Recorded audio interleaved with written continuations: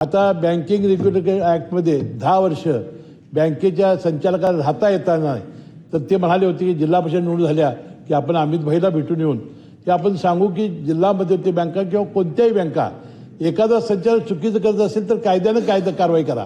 परंतु एकेकाकडं लोक आहेत म्हणून लोक ठेवी ठेवतात, हा सुद्धा प्रश्न त्याच्यासमोर मांडला पाहिजे. ही भूमिका ते सातत्याने मांडायचे. कोल्हापूरवर त्यांचं फार मोठं प्रेम होतं. बारामतीचं साहजिकच होतं. कुठलीही चांगली गोष्ट ती बारामतीत आलीच पाहिजे आणि चांगली केली पाहिजे. त्याचा उल्लेख प्रभूसाहेबांनी केला. सातत्याने ते जागरूक राहायचे. आणि बारामती शहर जर तुम्ही बघितलं असाल, ज्या दिवशी 28 तारखेला सकाळी एका मला मित्राचा फोन आला की कळालं काय, मी म्हटलं काय झालं, तर दादांचा आम्ही जिल्हा परिषद निवडणुकीच्या घाईत होतो की अपघात झाला विमानाचा आणि तुम्ही ताबडतोब टी व्ही लावा. मी टी व्ही लावला आणि अनेक वक्त्यांनी सांगितल्याप्रमाणे पहिल्यांदा जखमी अवस्थेत, नंतर जी दुःखद वाईट आम्हाला आयुष्यात कधी वाटलं नव्हतं की स्वप्नात वाटलं नव्हतं की आमच्या नेत्याची अशी बातमी आम्हाला समजेल आणि अशा अवस्थेत ते समजेल. ते काळानंतर आम्ही ताबडतोबीनं बारामती गाठली आणि 2 दिवस बारामतीत आम्ही कधी झोपलो नाही. आणि संपूर्ण महाराष्ट्र मला वाटतं 2 दिवस टी व्ही समोर बसून होता आणि माझ्या नेत्याचा घेत होता की इतके जवळचे संबंध माझे. 1999 साली मी निवडून आलो. 2 महिन्यात मला त्यांनी मंत्री केलं. 2-3 महिन्यात. त्या 2 मंत्री होते जिल्ह्याच्या आमच्या, बाबासाहेब कुपेकर आणि दिग्विजय खानविलकर. मला 3रा मंत्री केला. 9 वेळा मंत्रिपदाची शपथ घेतली. दादा म्हणायचे की माझी शपथ झाली की साहेब तुमची शपथ होणारच. 9 वेळा, 6 वेळा मी निवडून आलो. 1999 साली पर्यंत पासून 9 वेळा मी मंत्री झालो.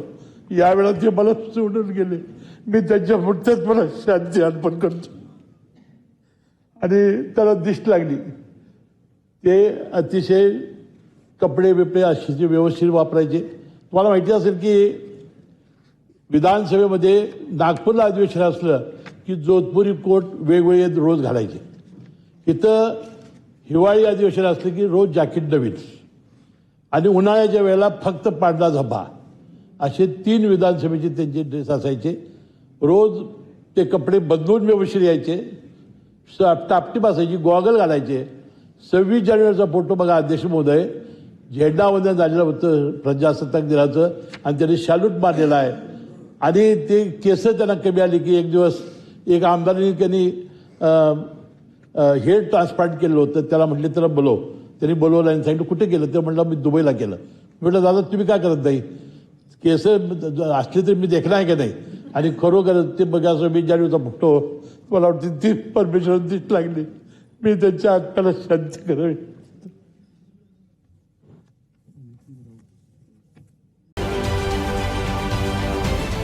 महाराष्ट्रातील सर्व बातम्यांचे विश्वासार्ह व्यासपीठ.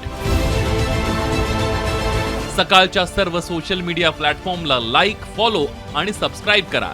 तसंच सर्व नोटिफिकेशनसाठी बेल आयकॉन प्रेस करायला विसरू नका.